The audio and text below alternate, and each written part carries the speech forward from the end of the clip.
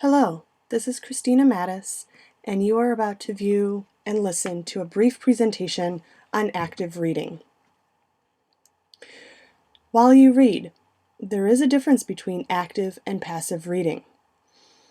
Then I'll present you with my personal top 10 list of how you can actively read, and then I'll conclude with the overall purpose as to why active reading is important. Let's first take a look at active versus passive reading. Active reading. If you read actively, you're able to make inferences, predictions, and conclusions as to what can or will happen. You're engaged in your reading, whether it be a novel, a poem, a magazine article, even a news article through the internet or through a newspaper. You tend to forget everything else around you. And if you're an active reader, you're able to take control of your reading. If you're a passive reader, well, the information that you read doesn't register with you. You're not asking questions about what you're reading. You cannot remember details, and you simply read the words without thinking about them. So let's take a look at the top 10 list as to how you can actively read. Well, first, make comments in the margins. You can do this by using sticky notes or even a pencil. When I actively read, for instance, I tend to use colored sticky notes. One color for instance, each symbol or each theme or a particular character regarding each symbol or theme. You essentially develop a code, a legend for you to have access to easily refer back to the book or your reading without having to reread the entire book in its entirety. If you opt to use a pencil, for instance, you can develop a code using your own personal legend, whether it's a star for each symbol, or let's say, for instance, when we read the Scarlet Letter in class, you might use the letter R, a capital R, to represent each time there's a reference made to the color red or scarlet or crimson.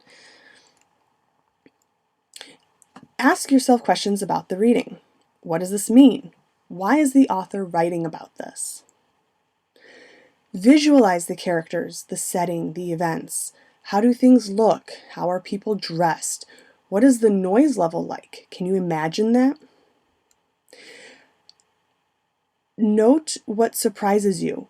And that doesn't necessarily have to be in a positive way. It could be something that surprises you that you weren't expecting. Obviously, all surprises aren't expected, but it could be something that's surprising you in a negative way. Evaluate what you're reading. Don't be afraid to form your own opinions. However, have explicit examples ready to support your opinion. Don't just say something like, I didn't like it. Well, prove it. Have an example ready, or two or three. The more examples that you have, the better you're able to support your opinion. Think about what ideas are repeated and why are they repeated? What could that mean? Choose a favorite or most meaningful passage or quote. Why or what is most important and why? And alternatively, what can be omitted and not make a difference to the grand scheme of reading? And my personal favorite, read with a pencil in hand, even if you do use sticky notes.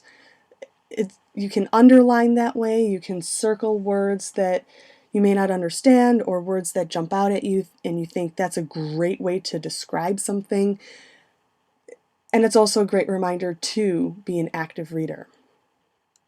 So why active reading? What's the purpose of it? Well, one, it is easier to go back through the book for supporting examples without having to reread the book. And it enforces what you have read. You can remember the book better in the future, and you can confidently debate your opinion. I hope this presentation has helped you. Mama, I know she does. And it's good timing because my son has just come into my office. Thank you, and I hope to be able to experience active reading with you.